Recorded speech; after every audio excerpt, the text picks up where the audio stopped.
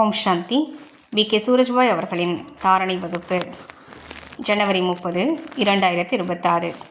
நமது தவத்திற்கு பலவிதமான சுரூபங்கள் இருக்கின்றன. பிரம்மச்சரியமும் நமது ஒரு தவமாகும். மனதினை ஒருநிலைப்படுத்துவதும் நமது ஒரு தவமாகும். அதாவது வீணான எண்ணங்களிலிருந்து விடுபடுவதும் நமது தவமாகும். மேலும் சதா யோகத்தில் நிலைத்திருப்பதோ அனைத்திலும் பெரிய தவமாகும். பாபாவின் இந்த யஜ்யத்தில் முழுமையான ஒத்துழைப்பு கொடுப்பது, தன்னைத்தான் அர்ப்பணித்து விடுவது, ஈஸ்வரிய கட்டளைகளின்படி நடப்பது, இவையும் நமது அழகான தவமாகும். நாம் உயர்ந்த தபஸ்விகளாவோம். தியாகத்தின் மூலம்தான் நமது தவம் வெற்றியடைகின்றது. நம்மிடம் தியாகத்தின் பலமும் இருக்கிறது. பாபா இந்த பூமிக்கு வந்தார். நம்மில் தியாகத்தின் விதையை விதைத்து விட்டார். அனைத்திலும் முதன்மையாக அவர் நம்மை மனோவிகாரங்களை தியாகம் செய்வித்தார். உடல் உணர்வை தியாகம் செய்வித்தார். உலகாய ஆசைகள் மற்றும் மாயத் தோற்றங்களின் கவர்ச்சியை தியாகம் செய்வித்தார். இந்த உலகிடமிருந்து எதையும் பெறுவதற்கான ஆசையை தியாகம் செய்வித்தார். பாபா நம்மை உயர்ந்த தபஸ்வியாக ஆக்கிவிட்டார். இன்று நாம் நமது ஒவ்வொரு எண்ணத்தாலும் உலக நன்மை செய்வதற்கான தவத்தினை மேற்கொள்வோம். நமது ஒவ்வொரு எண்ணமும் இந்த உலகிற்கு ஏதாவது கொடுக்க வேண்டும். நமது ஒவ்வொரு எண்ணமும் உலகத்தவரின் பிரச்சனைகளை போக்கக்கூடியதாக இருக்க வேண்டும். உலக ஆத்மாக்களுக்கு பலமளிப்பதாக இருக்க வேண்டும். நமது எண்ணங்கள் பகவானுக்கு பிரியமானவையாக இருக்க வேண்டும். அவருக்கு அர்ப்பணிக்கும் தகுதி மிகுந்தவையாக இருக்க வேண்டும். பொதுவாக நாம் நமது தீமைகளை, மனோவிகாரங்களை அவருக்கு அர்ப்பணித்திருக்கிறோம். ஆனால் இன்றோ உயர்ந்த ஆத்மாக்களாகிய நாம் நமது உயர்ந்த எண்ணங்களை அவருக்கு அர்ப்பணிப்போம். நமது ஒவ்வொரு எண்ணத்தின் அதிர்வலைகளும் இவ்வுலகில் பரவிக்கொண்டுதான் இருக்கின்றன. நாம் அனைவரும் பூர்வீகமான ஆத்மாக்களாவோம்.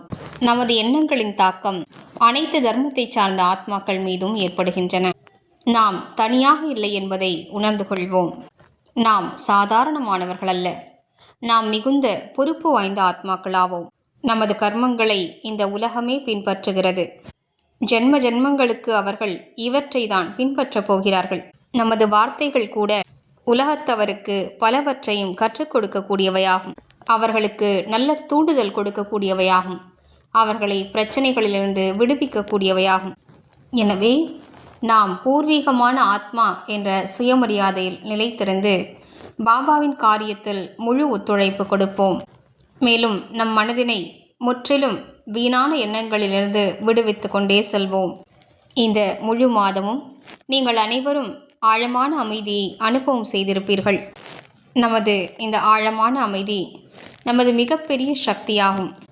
இதனைத்தான் அமைதியின் சக்தி என்று கூறப்படுகிறது. இந்த சக்தியை அதிகரித்து கொண்டே செல்வோம். எந்தளவிற்கு நம் மனமானது அமைதியாக இருக்குமோ, உயர்ந்த எண்ணங்களில் நிலைத்திருக்குமோ, அந்த அளவிற்கு தான் இந்த உயர்ந்த சக்தியானது நமக்குள் சேமிப்பாகிக் கொண்டே இருக்கும். மேலும் இந்த சக்தி தான் வரக்கூடிய காலகட்டத்தில் நமக்கு மிகுந்த உதவி புரியும். யார் தனக்குள் அமைதி சக்தியை நிரப்பியிருப்பார்களோ அந்த ஆத்மாக்களுக்கு விநாச காலத்தில் கூட அடிப்படை தேவைகள் கிடைக்கப்பெறும். அது எப்படிப்பட்ட காலகட்டமாக இருக்கும் என்றால், அப்போது நாம் சுயத்திற்காக அல்ல, பிறருக்காக வாழ வேண்டியிருக்கும். பிறரது கஷ்டங்களை போக்க வேண்டியிருக்கும். எனவே நாம் தன்னைத்தான் அமைதியின் சக்தியால் நிரப்பிக்கொண்டே செல்வோம். எண்ணத்தை உருவாக்குவோம். ஆத்மாவாகிய நான் அமைதி சொரூபமாவேன். அமைதி எனது அலங்காரமாகும். நான் அமைதி சொரூபமானவனாவேன். சித்தத்தை அமைதிப்படுத்துவோம். அனைத்து விதமான எண்ணங்களும் அமைதி அடையட்டும். ஆழமான அமைதியின் அனுபவத்தை பெறுவதற்காக நான் வேறு, இந்த உடல் முற்றிலும் வேறு என்பதை மீண்டும் மீண்டும் பயிற்சி செய்வோம்.